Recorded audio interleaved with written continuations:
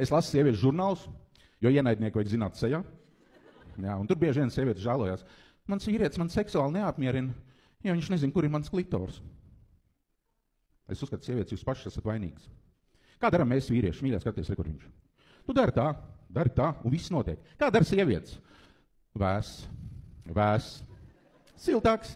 Karsts, ne augsts. Un būtu diezgan interesanti rotaļa, ja šis monologs nenotiktu sievietes galvā. Tikmēr vīrietis, kā tikko dzimts kaķēns. Kur ir mammas pups, mimi?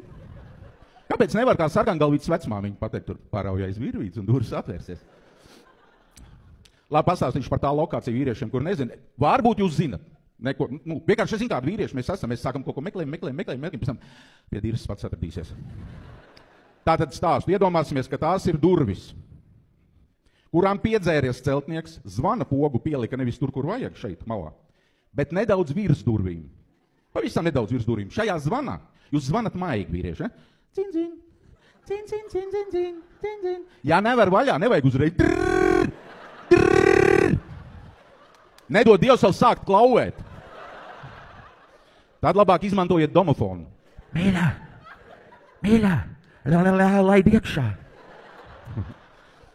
Ja arī tajā gadījumā nelaiž iekšā, pamēģiniet pa sēdes durvīm. Varbūt tās ir vaļā. Jā.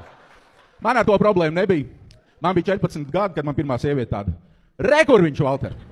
Skaties, tas ir viņš. Un es tāds, ak, Dievs, ko tu dari? Krustmāt. Paldies, jūs esat superpublikā!